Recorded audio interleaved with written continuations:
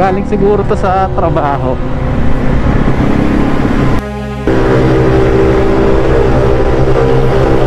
Oh, diba? May hatak-hatak na kahit pa paano.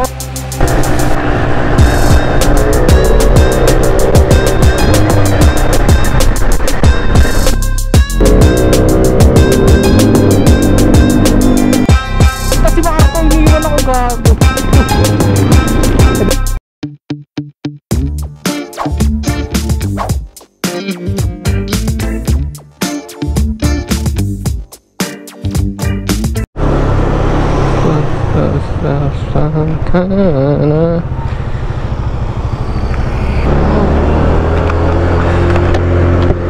Nasisipon pa nga.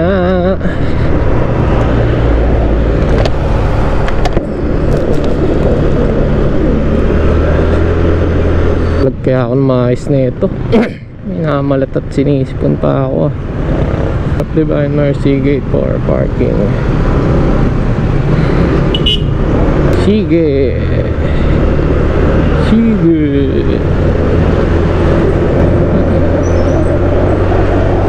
Sarap, mainit na pandesal.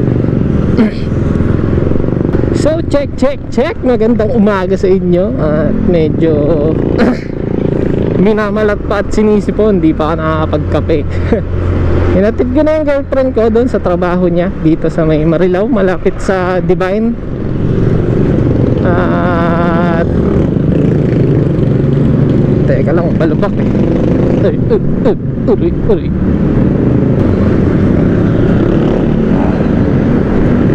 Alas 7 pa lang, marami ng tao. It's Sunday kasi. Iba nagsisimba. Yung iba naman gagala. Bali tawag dito 2 days nang nakalipas simula nung kinabit yung CVT natin, CVT set natin. At kung hindi nyo pa napapanood, na-upload ko na siya kahapon. Today it's September 17. Yan, magtatapos na naman ang buwan. Malapit na namang magpasko. At yun, i-comparison na natin ang nangyari dito sa motor. Uunahan ko na kayo, tawag dito. Teka nga lang. Ang bagal naman na itong tricycle. Ayun. Nakapanggilid na rin siguro yun. So ayun, bali uunahan ko na kayo. Disclaimer lang. Ayan, tinagalog na, in English pa. Bago lang ako dito sa pagmumotor. Wala akong masyadong ibang alam. Kung may mga hindi ako tugmang sasabihin, alam nyo na. Dahil bago nga lang. At yun na nga, ngayong araw i-rolling natin siya ng konti. Dahil simula 2 days sabi wag i-break-in ko muna daw. May break-in pa pala yung mga panggilid na ganito, no? Kala ko pag kabit kahit bira-birahin muna ng sagad-sagad, okay lang.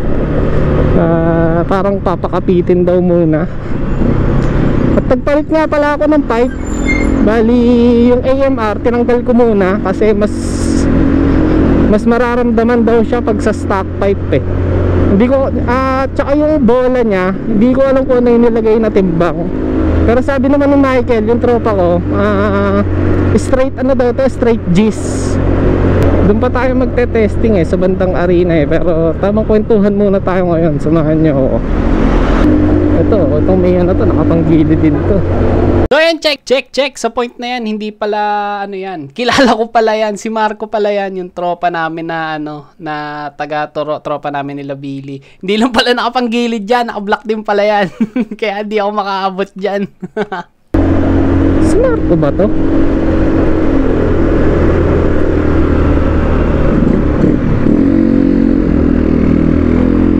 Si Marco, ha?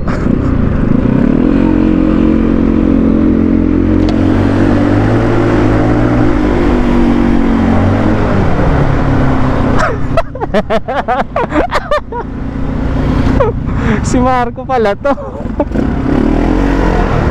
Ha?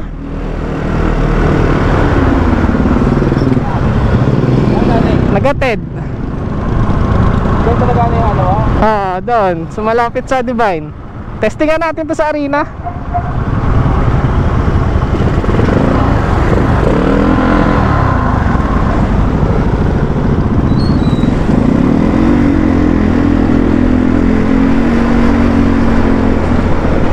Si Marco pala yan, taga sa amin, tropa.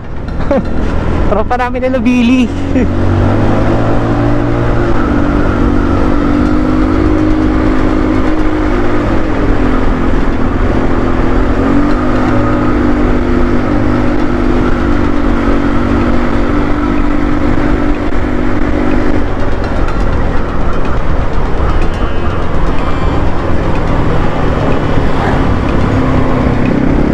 Galing siguro to sa trabaho.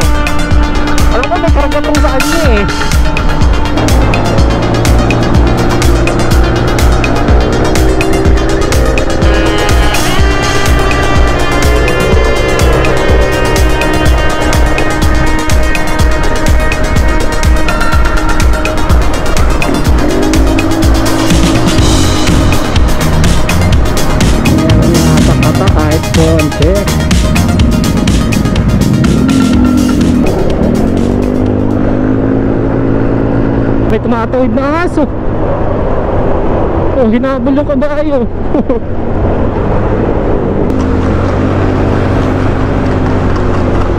Tito Bayit. Kasi Marco, iniiwan ako, gago.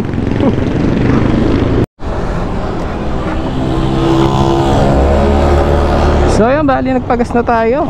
At ikikwento ko na sa inyo at sasabihin ko sa inyo kung ano yung mga nagbago dito sa motor.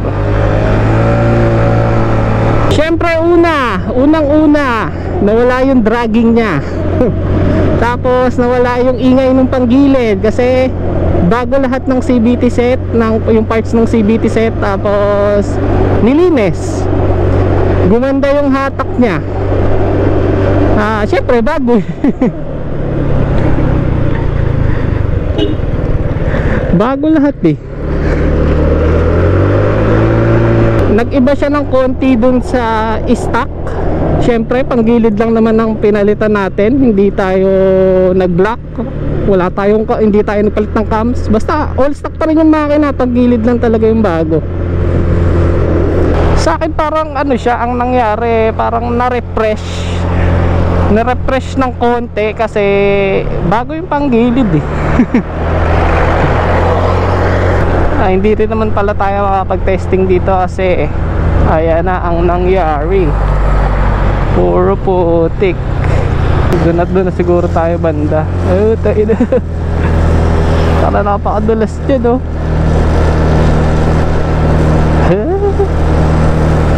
Ayan na, huwag kayo magre-racing dito. Doon kayo pupulutin o doon.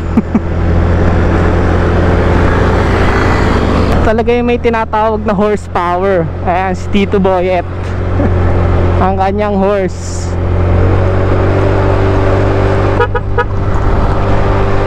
Testing natin ng konti. Titignan nyo.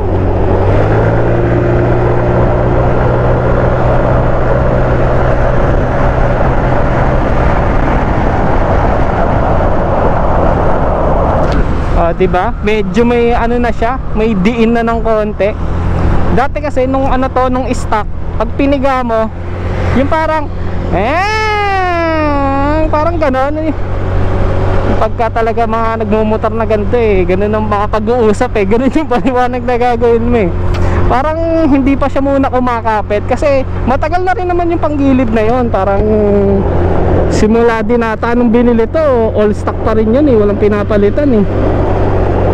Kaya nung napunta sa akin tong motor na to, naramdaman ko yung parang, yun nga, parang ayaw na niya humatak, ganun. Ang ingay ng panggilid kasi hindi rin naman ako palalinis eh, kahit nung stock pa rin to eh. Huli ko atang pinalinis to bago palitan nung CVT set, 4 months ata, mga ganun. Kasi magpa 5 months pa lang siguro sa akin tong motor na to, pero second hand na to. Siguro tsaka ako na ayusin yung sa bola, magtatanong-tanong ako kung ano maganda, kasi baka yung nilagay nila dito yung mga pang break in lang muna eh, para hindi muna gaano mawalwal yung yung panggilid, kasi bagong kabit nga lang. So ngayon nag-enjoy ako sa kanya kasi bago pa eh. Tignan natin yung tatagal eh, sa alaga din naman siguro yun kung tatagal o hindi, kasi nagpalit nga panggilid tapos hindi mo nga nilinis, baliwala rin. Hindi naman yan yung kinabit mo na hindi na masisira eh. Ang daming tao ngayon Sunday. Kaya kung magpapalit kayo ng panggilid, ngayon kayo na bahala kung trip nyo. Basta sa akin umokay siya, umokay. Kasi nga yung naka-degree na yun eh, yung pinalitan, tapos nakaayos na rin yung pulley, tapos yung mga clutch spring tsaka center spring palit na rin. Kaya medyo magkakatakbo talaga ng konti lang, kasi panggilid lang naman eh, hindi naman to naka-block eh, all stock pa rin naman yung makina nito eh.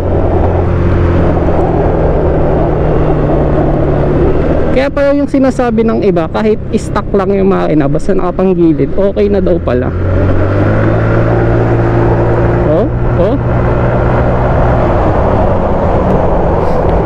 Pero para sa akin parang sakto na tong set na to, kung pandito lang naman, hindi naman ako yung racing sa kalsada eh.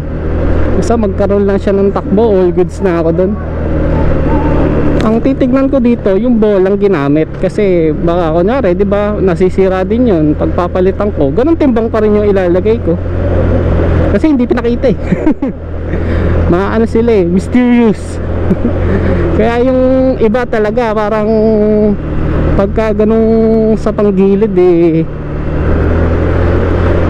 parang naglilihiman ng bole, ng timbang ng bole. Pero balaki dyan, basta etong set na to okay na siguro sa akin to, yung timbang ng bola. Yung speed tuner, goods naman. Syempre kailangan pa rin natin alagaan, hindi yung kinabit dyan hindi mo nalilinisin isang taon bago maglinis.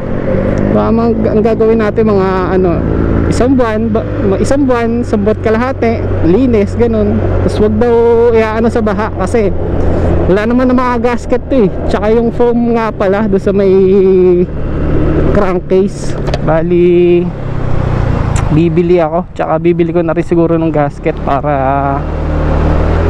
hindi ganong madumi pagka lilinisin na.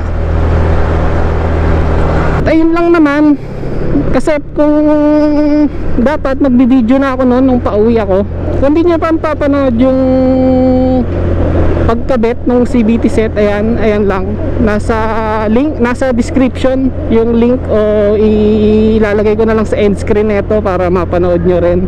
Kasi kung isasama ko doon masyado ng mahaba nakakatamad na panoorin.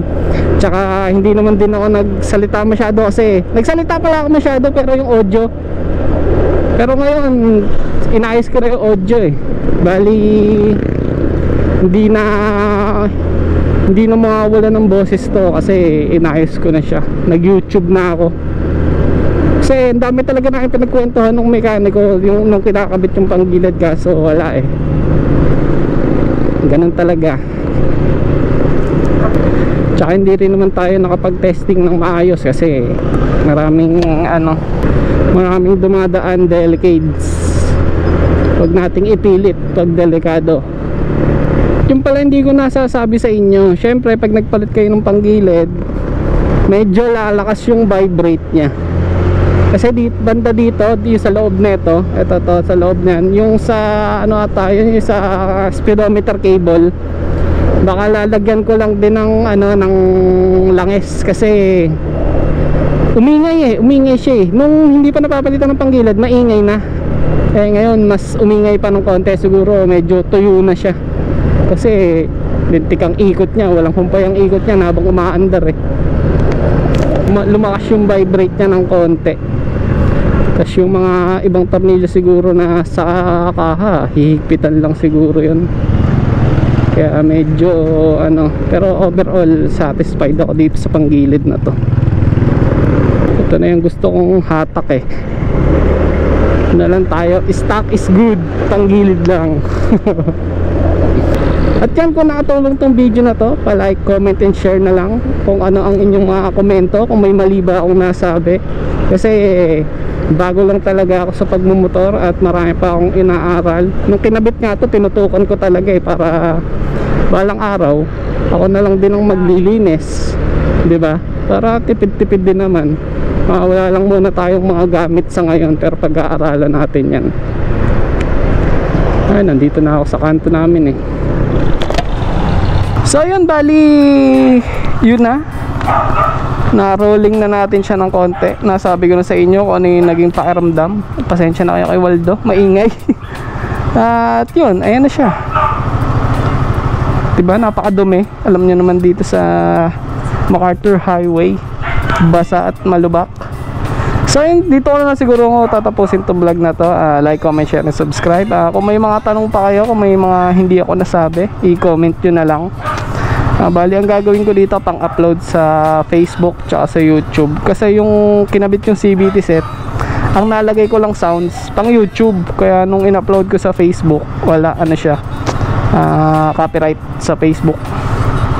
At yun, lumakas lang yung vibrate ng konti, gumanda yung hatak, walang dragging. Siguro alagaan lang natin yung panggilid para ganito lang lagi yung takbo na gusto ko. Ma-maintain ko lang yung ganun takbo. So yan, hanggang dito na lang. Peace, I'm out.